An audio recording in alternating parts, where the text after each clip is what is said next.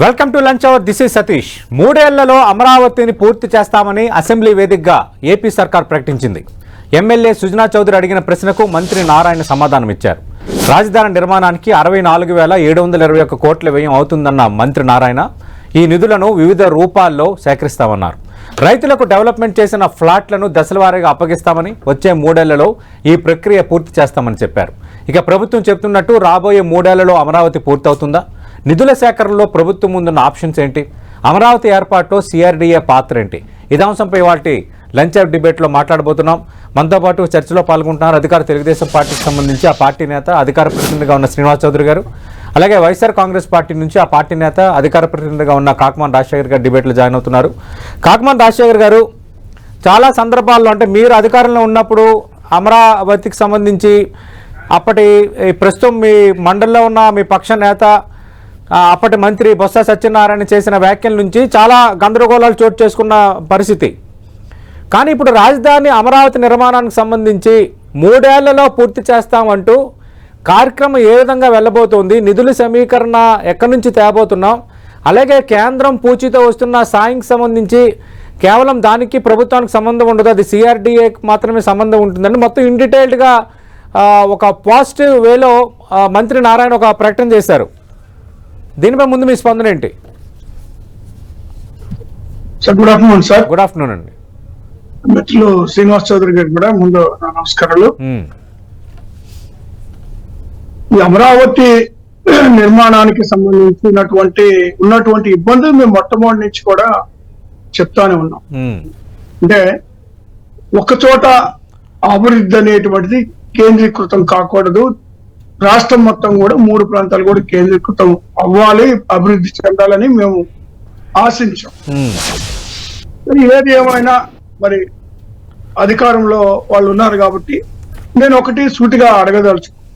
గత 5 సంవత్సరాల్లో ఒక్క అడుగు కూడా ముందుకు అయినటువంటి అమరావతి మరి నిర్మాణాలు మరి కేవలం ఇప్పుడు 1 సంవత్సరం అయిపోయింది, మరి రాబోయే 3 సంవత్సరాల్లో పూర్తి చేస్తామని చెప్తున్నారు. గతంలో కూడా ఏ మాటలు విన్నాం. ఇప్పుడు అప్పుడు ఏం చేశారు మరి ఒకసారి కానీ చూస్తే, మరి రాష్ట్రం విడిపోయేటప్పుడే చంద్రబాబు నాయుడు గారు కేంద్రానికి మరి కొత్త రాజధాని నిర్మాణానికి కానీ ఇతరత్ర కానీ 5 లక్షల కోట్ల అవసరం ఉంటుంది మాకు రాష్ట్రానికి అనేటువంటి మాట కేంద్రానికి అప్పుడు రాయడం జరిగింది రాష్ట్రం విడిపోయే సందర్భంలో. ఆ తర్వాత చూస్తే మరి ఈ వాళ్ళ అధికారంలోకి చేపట్టిన తర్వాత 14-19 మధ్యలో ఈ రాజధాని నిర్మాణానికి కేవలం ఇన్ఫ్రాస్ట్రక్చర్ కి మాత్రమే 1,10,000 కోట్ల రూపాయలు ఖర్చు అవుతుంది అని కేంద్రానికి రాయడం జరిగింది. అయితే ఇప్పుడు ఏమి మాట్లాడుతూ ఉన్నారు? ఇప్పుడు ఈ రోజు అంటే ఏదైనా రోజులు గడిచే కొద్ది, సంవత్సరాలు గడిచే కొద్ది ఉన్నటువంటి ఎస్టిమేట్స్ పెరుగుతూ తప్పితే తరిగేది ఉండదు కదా, పెరిగేటువంటిదే ఉంటది. కానీ ఈ రోజు వీళ్ళు రాజధాని మొత్తం నిర్మాణానికి మరి 64,721 లక్షలు ఖర్చు అవుతుంది అని చెప్పేసి వీళ్ళు ఎస్టిమేట్ చేస్తాం ఇప్పుడు లేటెస్ట్ గా. అంటే నేనేమంటానంటే, ఇప్పుడు గతంలో వీళ్ళు దాదాపు మరి 10,000-11,000 కోట్ల రూపాయలు మరి కొంత ఖర్చు పెట్టినటువంటి సందర్భం ఉంది. దాని దాదాపుగా 5,000-6,000 కోట్ల రూపాయలు అవినీతి జరిగినట్టుంది. మరి రాజధాని నిర్మాణం సందర్భంగా ఒక కిలోమీటర్ రోడ్డుకి వాళ్ళకి మరి ఒక 20 కోట్ల రూపాయలు జస్ట్ 1 కిలోమీటర్ రోడ్డుకి వేసి ఇట్లా అవినీతికి అడ్డగోలుగా పాల్పడి మళ్ళీ అవినీతికి తరలేపే విధంగానే ఈ రోజు వీళ్ళు వేసినటువంటి ఎస్టిమేషన్స్ కానీ లేదా మరి 48,000 కోట్ల రూపాయల టెండర్స్ ఇప్పుడు లేటెస్ట్ గా పిలుస్తున్నారు. వీళ్ళతో గాని మరి అడ్డగోలుగా అవినీతికి పాల్పడి మరి వాళ్ళకి అనుకూలమైనటువంటి వాళ్ళకి కాంట్రాక్టులు ఇచ్చేటువంటి ప్రయత్నం మరి మరొకసారి జరగబోతుంది అనేటువంటిది నా అభిప్రాయం. ఓకే, శ్రీనివాస్ చౌదరి గారు, అమరావతికి సంబంధించి కొన్ని పాజిటివ్ వైబ్స్ కనిపిస్తున్నాయి. ఆల్రెడీ మంత్రి నారాయణ ఏ విధంగా ఖర్చు పెట్టబోతున్నాం, 3 ఏళ్లలో ఏ విధంగా పూర్తి చేయబోతున్నాం, ఎన్ని రకాల ప్రభుత్వ శాఖలు రెడీగా ఉన్నాయి, అలాగే అమరావతిలో కీలకమైన రోడ్డు నిర్మాణాన్ని 2 ఏళ్లలో పూర్తి చేస్తామంటే ఇన్ డీటెయిల్గా చెప్పారు. కానీ ఇంకా వైసీపీకి అనుమానాలు ఉన్నాయి. ఇప్పుడు ఈ ఖర్చు పెట్టబోతున్న దాంట్లో కూడా అవినీతి జరగబోతోంది అన్నది వైఎస్ఆర్ కాంగ్రెస్ పార్టీ అంచనా. సతీష్ గారు, మీకు అలాగే 10 టీవీ వీక్షకులకి, రాజశేఖర్ గారికి, వైఎస్ఆర్సీపీ నేత నమస్కారాలు, శుభోదయం, శుభమధ్యం. ఈరోజు జగన్మోహన్ రెడ్డి గారి ప్రభుత్వంలో రాజధాని 3 ముక్కల ఆట అని చెప్పి పక్కన పడేసిన జగన్మోహన్ రెడ్డి గారు ఇప్పుడు అమరావతి వేగం పుచ్చుకునింది, పొరుగుల పందెం పెట్టుకునింది. దాదాపు 48 కోట్ల రూపాయలు టెండర్లు ఇచ్చారు. ఎస్టిమేషన్ 68 కోట్ల రూపాయలు ఉండాలని. ఇది ఏ విధంగా అభివృద్ధి చేస్తామని పైన గతంలో 131 సంస్థలకి ఈ భూములు తాలూకా వివరాలు కేటాయిస్తే అందులో ఒక 13 సంస్థలకి కూడా రద్దు చేయాలని డిసైడ్ అయ్యింది. 31 సంస్థలకి కంటిన్యూ చేయాలని, ఇంకొక 16 సంస్థలకి మార్పులు చేర్పులు చేయాలని కూడా డిసైడ్ చేశారు. టోటల్ గా ఇదేంటంటే నారాయణ గారు, కేశవ్ గారు, కందుల దుర్గేష్ గారు, కొల్లు రవీంద్ర గారు, టీజీ భరత్ గారు ఉపసంఘం మీటింగ్ ఏర్పాటు చేసుకొని అమరావతి యొక్క జోష్ పెంచడం కోసం 33 గ్రామాల రైతులు 55,000 ఎకరాల పైచీలకు ఇచ్చిన అమరావతిని నవనర్గా నిర్మించి 1,10 కోట్ల రూపాయలు కాదండి, సంపద సృష్టించడం కోసం ఈ రోజు పెట్టిన టెండర్లని రేపు పెరుగుతున్న అవకాశాల దృష్ట్యా దాన్ని సంపాదించుకుంటారు. ఈ లోన్లన్నీ కూడా FRABM పరిధిలోకి రావని చెప్పి కేంద్రం డిసైడ్ చేసింది. దానికి సంబంధించిన లోన్ కూడా ఎట్లా ప్రయత్నం చేయాలని పైన వివిధ సంస్థల పైన మాట్లాడుతున్నారు. అనేక రకాల కేంద్ర కమిటీ సంస్థలు, అలాగే రాష్ట్ర కమిటీ యొక్క ప్రైవేట్ ఆఫీసెస్ కూడా ఆల్మోస్ట్ అన్ని అక్కడికి వేగవంతంగా వచ్చే విధంగా రెడీగా ఉన్నాయి. ఇప్పటికే 9,000 కోట్ల రూపాయలు మా ప్రభుత్వం అధికారంలో ఖర్చు పెట్టాం. దాన్ని శ్మశానం అని చెప్పి, అక్కడ పరిపాలించమని చెప్పి, అక్కడ ఉండమని చెప్పి చివరికి 5 ఏళ్ళు అక్కడ పరిపాలించారు. వాళ్ళ రాజధానులు 3 రాజధానులు కట్టుబడి ఉన్నారా, అమరావతి రాజధాని ఉన్నారా మాకు తెలియదు, కానీ ఈ మధ్యకాలంలో పునఃసమీక్షించుకుంటామని చెప్పారు. కానీ ఈ రోజు అమరావతి కాదండి, హైదరాబాద్ లేకుండా మన తెలంగాణ ఊహించగలమా? అదేవిధంగా బెంగళూరు లేకుండా మన కర్ణాటక ఊహించుకోగలమా? చెన్నై లేకుండా చెన్నపట్నం ఊహించుకోగలమా? అదేవిధంగా అమరావతి రాజధాని, ఆంధ్ర రాష్ట్ర రాజధాని 5 కోట్ల ఆంధ్ర ప్రజలు ఆకాశించారు కాబట్టి ఇండియా కూటమికి బలమైన మెజార్టీ ఇచ్చి నిర్మించమని చెప్పి మాకు ఇచ్చారు. కానీ ఈ రోజు ఉన్న టైం 4 ఏళ్ళైనా కూడా 2 ఏళ్ళలో 3 ఏళ్ళలో రోడ్డు నిర్మించాలని, సిడెట్ మీద రోడ్డు మీద పరిగెత్తాలని అన్ని అవకాశాలు పునిపుచ్చుకొని రాష్ట్ర వ్యాప్తంగా ఉన్న నిధులన్నీ కూడా సమకూర్చుకొని CRDA సంస్థ ప్రత్యేక అధికారాలు కేటాయించి మన ఉపసంఘం అనేది మంత్రివర్గ ఉపసంఘం కేటాయించారు. దీన్ని మేము చాలా స్పష్టంగా ప్లాన్ ప్రకారం, పథకం ప్రకారం FRBM పరిధిలో లోన్ల ప్రకారం లోన్లు ఇప్పుడు తీసుకోకుండా బయట లోన్లు సేకరించి, నిధులు సేకరించి ఈ రోజు సంస్థలు ముందుకు తీసుకెళ్తున్నాం.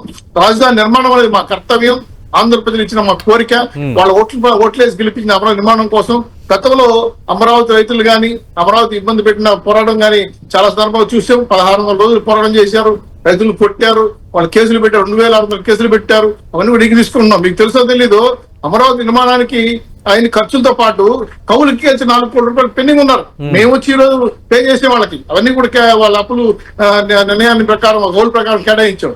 అదేవిధంగా రైతులకు ఇవ్వాల్సిన నిధులు కానీ, అదేవిధంగా రైతులకు కేటాయించిన భూమి కానీ, అదే కమర్షియల్ కానీ అన్ని రకాల సర్వే జరుగుతా ఉంది. పూర్తి స్థాయిలో వాళ్ళకి ఇవ్వాల్సిన భూమి కూడా ఇస్తున్నాము.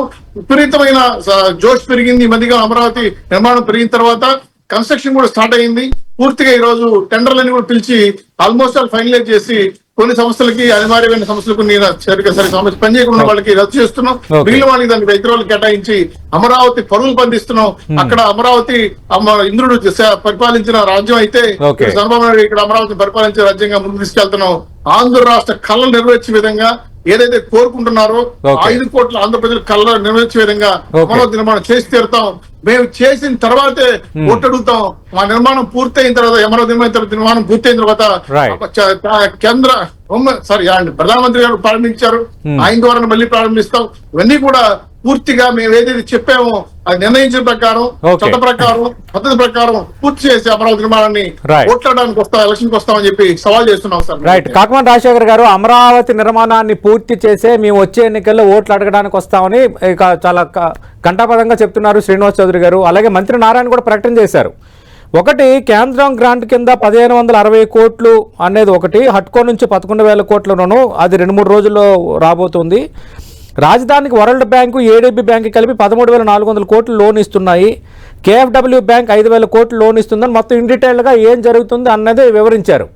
అయితే నా ప్రశ్న ఇక్కడ ఏంటంటే, ఈ మధ్యన మీ పార్టీకి సంబంధించిన నేత, మండలిలో పక్ష నేతగా ఉన్న బొత్స సత్యనారాయణ ఒక ప్రకటన చేశారు. అంటే రాజధాని విషయంలో అంటే 3 రాజధానులు ఉండాలా వాటన్నిటి విషయంలో మేము ఆలోచన చేస్తున్నాము అని అన్నారు. అంటే అమరావతి రాజధాని అనేది దాదాపు ఫిక్స్ అయిన వాతావరణంలో ఆల్రెడీ కేంద్రం సంబంధించి ఫండింగ్ 3 ఏళ్లలో పూర్తి చేయడానికి అన్ని ఏర్పాట్లు జరుగుతున్న నేపథ్యంలో ఇప్పటికి కూడా ఇంకా వైఎస్ఆర్ కాంగ్రెస్ పార్టీ 3 రాజధానులు విధానానికే కట్టుబడి ఉందా, లేదంటే స్టాండ్ ఏమైనా మార్చుకున్నారా? బొత్స వ్యాఖ్యలను ఎలా చూడాలి? సతీష్ గారు, మీరు చెప్పింది 3 రాజధానులు అనేటువంటి అంశం అది ఒక పార్టీ నిర్ణయం తీసుకుంటది. అది పార్టీలో చర్చించడం జరుగుతుంది. చర్చించిన తర్వాతే దాని మీద నిర్ణయం తీసుకుంటాం. అంటే అదే అన్నారు, ఆలోచన చేస్తున్నాం అన్నారు. అంటే గతంలో 3 రాజధానులని తప్పు చేశామని జ్ఞానోదయం అయిందా వైఎస్ఆర్ కాంగ్రెస్ పార్టీకి? తప్పు చేశామనేటువంటిది కాదండి, 3 ప్రాంతాలు అభివృద్ధి చెందాలి అనేటువంటిది మా నినాదం. ఇప్పుడు హైదరాబాద్ లాగా గతంలో అందరూ హైదరాబాద్ లో పెట్టేసి ఆ తర్వాత వాళ్ళు తరివేస్తే ఆంధ్రప్రదేశ్ కి వచ్చిన పరిస్థితులు చూసాం. ఇక్కడికి వస్తే మరి కట్టుబట్టలతో వచ్చిన పరిస్థితులు చూసాం. అలాంటి పరిస్థితులు రేపొద్దున రాయలసీమలో రావచ్చు, ఉత్తరాంధ్రలో రావచ్చు, ఇంకో చోట రావచ్చు. ఇలాంటి అంశాలు అనేటువంటిది ఉండకుండా 3 ప్రాంతాలు అనేటువంటిది మేము ఆశించాం, అంతవరకే. సరే, దాని మీద పార్టీ సరైనటువంటి నిర్ణయం తీసుకోండి. కానీ ఇక్కడ ఏంటంటే ఇప్పుడు తీసుకున్నటువంటి అడ్కో తీసుకున్నటువంటి 16,000 కోట్లు లేదా ఇతర డబ్బులు తీసుకున్నటువంటి వాటికి అసలు వడ్డీ ప్రభుత్వమే చెల్లిస్తుంది అని హామీలు ఇవ్వడం జరిగింది. హామీలతోనే తీసుకున్నారు. అంటే ఇప్పుడు ఇది మొట్టమొదటి ఏంటంటే సెల్ఫ్ సస్టైనబుల్ ప్రాజెక్ట్, ఇది మొత్తం కూడా మరి సంపద సృష్టిస్తాము అని మాట్లాడటం జరిగింది. ఇప్పుడు కేంద్రం నుంచి బడ్జెట్ పూర్తి స్థాయిలో నిర్మాణం అయిన తర్వాత కదా, ఇప్పుడు నిర్మాణం అయిన తర్వాత కదా దాని నుంచి వచ్చే ఫలాలు, దాని తగ్గట్టుగా దాని ఇంకా తదుపరి డెవలప్మెంట్ ముందే మనం రెడీ చేయాలి కదా. అమరావతి అనేది ఒక అంతర్జాతీయ స్థాయి రాజధానికి ముందు రెడీ చేసిన తర్వాత ఆటోమేటిక్గా దానికి ఉండే ఇమేజ్, దానికి ఉండే బ్రాండ్ వల్ల రేపొద్దున్న దానికి వచ్చే సంపద కానీ దానికి వచ్చే నిధులు కానీ ఆధారపడి ఉంటాయి. సతీష్ గారు, హైదరాబాద్ అభివృద్ధి చెందిందంటే కనీసం ఒక 50 ఏళ్లు పట్టే కానీ ఒక షేప్ రాలి హైదరాబాద్. ఇది అభివృద్ధి ఇప్పటికిప్పుడు ఇది అభివృద్ధి చెంది ఇదంతా ప్రజల మీద భారం వేసేటువంటి పన్నాగం తప్పితే మరొకటి కాదు. నేనేమంటానంటే ఇప్పుడు వీళ్ళు పెట్టేటువంటి ప్రతి పైసా అంటే అకౌంటబిలిటీ అనేటువంటిది ఉండదు. అకౌంటబిలిటీ లేకుండా అడ్డగోలు అవినీతికి పాల్పట్టమే కాకుండా దళితుల భూముల్ని ఇదే తెలుగుదేశం పార్టీ నాయకులు తక్కువ ధరకు కొని వాళ్ళని అదిరించి బెదిరించి వాళ్ళని మరి ఒక జీవో తీసుకొచ్చేసి మరి ఆ ప్రభుత్వాన్ని మళ్ళీ వాళ్ళు ప్రభుత్వానికి ఆ భూములను అప్పచెప్పి మరి అధిక డబ్బులు తీసుకొని వాటి రేపు వద్దున మళ్ళీ ప్లాట్స్ తీసుకొని దానికి సంబంధించినటువంటి అన్ని మరి అంటే కాకమాన్ గారు అంటే మరి మీ హయాంలో R5 జోన్ చేసి 50,000 మందికి భూమిని ఇచ్చారు కదా, దాన్ని ముఖ్యమంత్రి ప్రస్తావించారు, అలాగే మంత్రి నారాయణ కూడా ప్రస్తావించారు. అది కరెక్టేనా సతీష్ గారు? ఇప్పుడు సతీష్ గారు కూడా రాజధాని ప్రాంతాల్లో నివసించేటువంటి అవకాశం కల్పించాలనేటువంటి సదుద్దేశంతో జగన్మోహన్ రెడ్డి గారు నిర్ణయం తీసుకున్నారు సార్. పేదవాళ్ళకు కూడా ఉండాలి. కృష్ణా జిల్లా లేదా గుంటూరు జిల్లా కానీ ఈ ప్రాంతంలో ఉన్నటువంటి పేదవాళ్ళకి అవకాశం కల్పించాలి. రాజధాని ప్రాంతం అంటే ధనవంతులది కాదు, అందరిది రాజధాని అనేటువంటిది నిరూపించాలనేటువంటి ఉద్దేశంతో చేస్తే దానికి కూడా విఘాతం కల్పిస్తున్నటువంటి పరిస్థితులు వీళ్ళు చూస్తున్నాం. ముందు అడ్డగోలుగా దోచుకున్నటువంటి దళితుల భూములను దళితులకి తిరిగి అప్పు చెప్పాలని మేము డిమాండ్ చేస్తా ఉన్నాం. మధ్యలో ఉంది అమరావతి రాజధాని. ఏ ఒక్క ఎస్సీ ఎస్సీ వాళ్ళైనా సరే కేసు పెట్టారా మా భూములు అక్రమంగా దోసుకున్నారని? కంప్లైంట్ ఇచ్చారా? అవినీతి జరిగిందని చెప్పి రాజశేఖర్ గారు అంటున్నారు. మరి మీ ప్రభుత్వం మీరు నిరూపించలే కదా. R5 భూముల పేరు మీద మీరు దోచుకున్న భూములు ఏంటంటే మీ వైఎస్ఆర్సీపీ నాయకులకు ఇచ్చిన భూములన్నీ, ఆ సెంటు భూములన్నీ కూడా మా చిత్తూరు జిల్లాలో ఉండే పార్టీ నాయకులు కూడా ఇచ్చారు అమరావతి పొలంలో. ఇది ఎట్లా ఉందంటే మీ పార్టీ నాయకులకి 10 స్థలాలు ఇవ్వాలని చెప్పి R5 భూములు ధ్వంసం చేసి మినీ ఇండస్ట్రీస్ డెవలప్మెంట్ ఏరియా ఇది, ఆ ఏరియాని కొలగొట్టారు మీరు. సో టోటల్ గా CRDA కాదు, అమరావతి రైతులు ఇచ్చిన భూముల విషయం పైన కూడా జగన్మోహన్ రెడ్డి తన స్టాండ్ మార్చుకోవాలా. అమరావతి విధ్వంసం చేశాడు, రాజకీయ పరిపాలన చేశాడు. అందుకే కానీ ప్రజల వ్యతిరేక తీర్పు ఇచ్చిన తర్వాత మీరు ఇంకా సమీక్షించుకుంటున్నారంటే మీ కాలం మీకున్న పార్టీ పరంగా మీరు తీసుకోకపోతే ఇంకా నష్టపోతామని చెప్తున్నాం మేము. చాలా క్లియర్ గా అవినీతి జరిగిందన్నారు. సంతోషం, 5 ఏళ్ళు మీ అధికారంలో ఉన్నారు, పెట్టని చెప్పండి చూద్దాం. ఈ రోజు సీటెడ్ రోడ్ల పైన, రింగ్ రోడ్ల పైన చాలా అవినీతి జరిగిందని చెప్పారు, ఇన్సైడ్ స్టడీ జరిగిందని చెప్పారు, ఎన్నో అన్ని అభియోగాలు పంపారు. ఏది నిరూపించుకోలేకపోయారు కదా. మేము ఒకటే అడుగుతున్నాం, ఈ రోజు మీ స్టాండ్ ఏంది? అమరావతి మీరు సపోర్ట్ చేస్తున్నారా లేదా? 3 స్టాండ్లు ఇస్తారు, 3 రాజధానులు అన్నారు కదా, 3 రాజధానులు అన్నారు కదా మీరు. 3 రాజధానులు కనీసం ఒక చోట మీరు ఒక భవనం కట్టారా, ఒక ఇటుక కట్టారా, ఒక టాయిలెట్ కట్టారా? 3 రాజధానుల పేరుతో కాలయాపన చేశారు. మీరు కనీసం 9,000 కోట్లు ఖర్చు పెట్టి మీరు పరిపాలించడానికి శ్మశానం చెప్పారా? మీ శాసనసభ మండలి, శాసనసభ సెక్రటరీ కట్టాం కదా, అది కూడా మాకు పదవి అది కదా. మేము పొలిటికల్ గా ఏం చేస్తున్నాం, మేము ఏవైతే చెప్పామో చేసాం. ఇప్పుడు కూడా అదే చెప్తున్నాం, ఏవైతే చెప్తున్నామో నవరాన్ని నిర్మించి సంపద సృష్టించి తన అప్పులు తాను తీసుకునే విధంగా స్వతంత్రంగా తయారు చేసే సంస్థగా ఈ రోజు జేడీ డెవలప్ చేస్తున్నాం. ప్రతి ఒక్కరు కూడా రాష్ట్రం గౌరవపడే విధంగా, రాష్ట్ర పౌరులు గౌరవపడే విధంగా, మన రాజధాని అమరావతి విధంగా నిర్ణయించుకుంటాం. కాబట్టి ఆ విధంగా అభివృద్ధి చేస్తాం. అవినీతి ఉంటే మీరు కొట్టుకోండి, చెప్పండి, మా శాసనసభకు రండి, మీ ప్రతిపక్ష ప్రశ్నించండి, చూద్దాం. ఒక అవినీతిని బయటపెట్టగలిగితే సవాల్ చేస్తున్నాం. కాకపోతే అమరావతి పేరుతో అవినీతికి తెరలేపారంటూ గగ్గోలు పెట్టారు గత 5 ఏళ్లలో, కానీ ఒకటైనా నిరూపించారని అడుగుతున్నారు శ్రీనివాస్ చౌదరి గారు. మొదటి ప్రశ్న. రెండోది, ఆయన అడుగుతున్న రెండో ప్రశ్న స్ట్రైట్ క్వశ్చన్ ఏంటంటే, మరి ఇంత అమరావతికి ఇప్పుడు కూడా గగ్గోలు పెడుతున్నారు కదా, అమరావతిలో అవినీతి జరిగిపోతుంది, సెల్ఫ్ సస్టైన్ క్యాపిటల్ అన్నారు కానీ జరగట్లేదని. అంటే మరి అమరావతికి వైఎస్ఆర్ కాంగ్రెస్ పార్టీ అనుకూలమా కాదా? 3 రాజధానులకి అనుకూలమా? స్ట్రైట్ దానికి సమాధానం చెప్పమంటాను శ్రీనివాస్ చౌదరి గారు మీకు. సార్ మేము ఒక్కటి మాత్రం స్పష్టంగా చెప్పదలుచుకున్నాం సార్, 3 ప్రాంతాల్లో అభివృద్ధి చెందాలనేటువంటిది మా నినాదం. ఓకే. తర్వాత రాజధాని అంశం అనేటువంటిది దాని మీద ఒక నిర్ణయం తీసుకుంటారు, పార్టీ ఒక నిర్ణయం తీసుకుంటాం. కానీ మేము కోరుతుంది ఏంటంటే సార్, ఇప్పుడు దాదాపు 10 సంవత్సరాలు దాటిపోయింది సార్. 3 పంటలు పండేటువంటి భూముల్ని బీడు భూములుగా మార్చిన చరిత్ర తెలుగుదేశం. అదే సార్ ఒక్క నిమిషం, అదే సార్ అదే భూముల్ని మరి అడ్డగోలుగా దోచుకున్న చరిత్ర తెలుగుదేశం పార్టీ. ఈ రోజు అదే భూముల్ని ఏదైతే వీళ్ళు సంపద సృష్టిస్తామో అంటే ఎవరి దగ్గర, పేదల దగ్గర దోచుకొని పెట్టుబడిదారులు. కాకమాన రాజశేఖర్ గారు, మీరు ఎందుకు చేయలేకపోయారు? 5 ఏళ్ళు మీరు అధికారంలో ఉన్నారు, అమరావతి అవినీతిని ఎందుకు మీరు బట్టబయలు చేయలేకపోయారు? సార్ అవినీతికి సంబంధించినటువంటి అనేక అంశాలు ఈ రోజు మంత్రిగా ఉన్నటువంటి నారాయణ గారి పేరు దగ్గర నుంచి అనేక మంది మీద కూడా మేము కేసులు పెండింగ్ లో ఉన్నాయి సార్. ఓకే. అవినీతికి పాల్పడ్డారనే అనేక సాక్ష్యాధారాలు కూడా మేము కోర్టుకు సబ్మిట్ చేశాం సార్. ఓకే.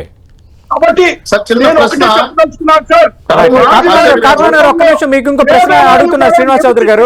అవకాశం పరిపాలనా వికేంద్రీకరణ కావాలా, పాలనా వికేంద్రీకరణ కావాలా, అభివృద్ధి వికేంద్రీకరణ కావాలా? దానిపై స్పష్టం చేయండి. అభివృద్ధి వికేంద్రీకరణ అయితే వేరే, పరిపాలనా వికేంద్రీకరణ వేరే. దేనికి కట్టుబడున్నారు మీరు? 3 దానికి కట్టుబడున్నారా, సింగిల్ రాజధానికి కట్టుబడున్నారా? చెప్పండి. మేము అభివృద్ధి కేంద్రీకరణ చేయాలనుకుంటున్నాం, పరిపాలన కేంద్రీకృతం చేయాలనుకుంటున్నాం. పరిపాలన ఎప్పుడైతే వికేంద్రీకరణ జరుగుతుందో ఆటోమేటిక్ గా ఆ ప్రాంతాలు అభివృద్ధి చెందుతాయి. ఇక్కడ లక్షలాది రాజధాని ఢిల్లీ సార్, రాజధాని నిర్మాణం ఆ మేరకు డబ్బు లేదు.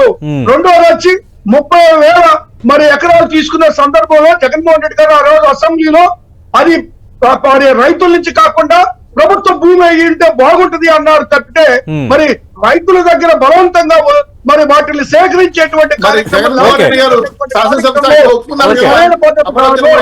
అయినప్పటికీ కూడా నిర్ణయం తీసుకున్నారు కాబట్టి మేము అంగీకరించారు. కానీ మళ్ళీ ఎగ్జిక్యూటివ్ రాజధాని విశాఖ, లా రాజధాని ఎగ్జిక్యూటివ్, అలాగే 3 క్యాపిటల్స్ మీరు తీసుకున్నారు కదా, కర్నూలు, అమరావతి, విశాఖపట్నం అని.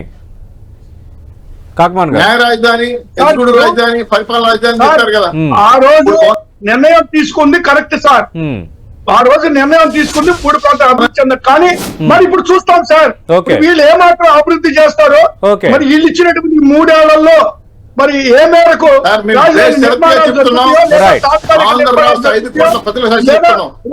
రాజధాని పూర్తి చేసే విషయానికి వస్తాం. మేము రాజధాని పూర్తి చేసే విషయానికి వస్తాం. పరిపాలనా వికేంద్రీకరణ కాదు, అభివృద్ధి వికేంద్రీకరణ చేస్తాం మేము.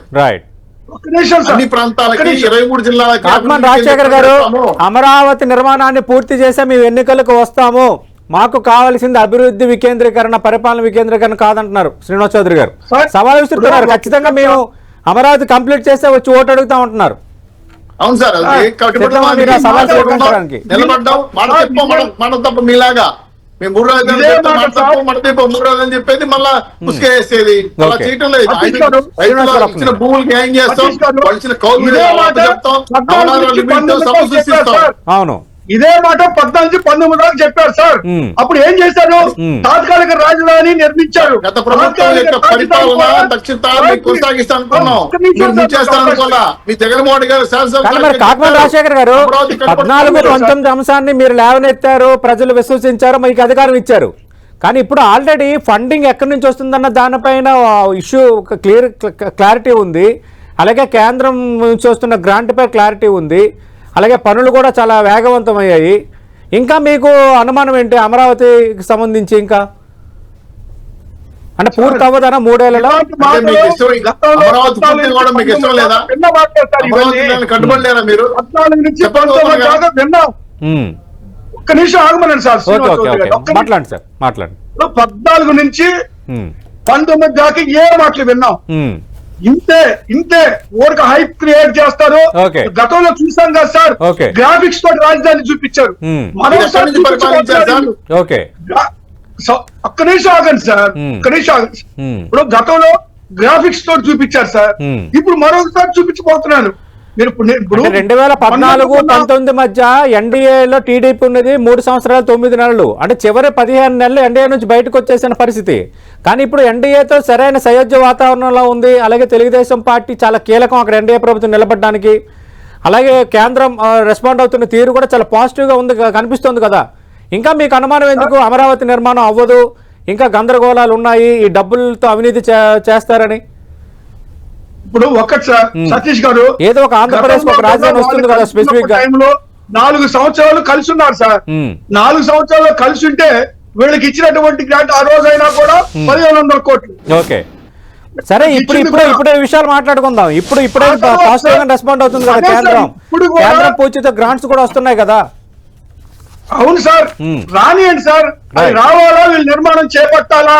ఎందుకంటే గతంలో ఏం చేశారు సార్, రాజధాని కట్టి మరి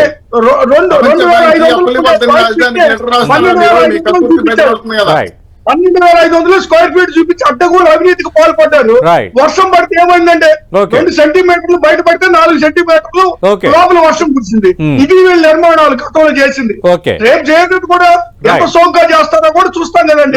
చూద్దాం, ఖచ్చితంగా చూద్దాము. థ్యాంక్ యూ శ్రీనివాస్ చౌదరి గారు, థ్యాంక్ యూ కాకమల రాజశేఖర్ గారు.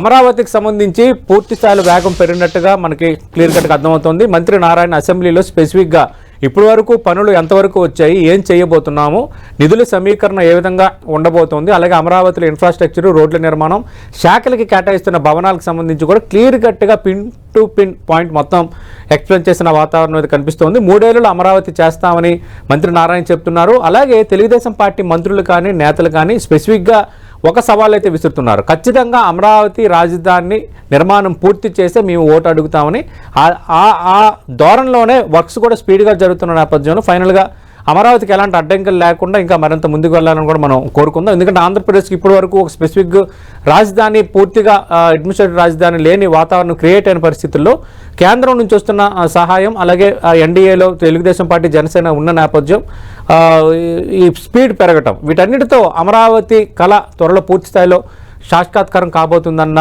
అంశం అయితే మనకు అర్థమవుతుంది. ఇది వాటి లంచ్ అవుట్ డిబేట్.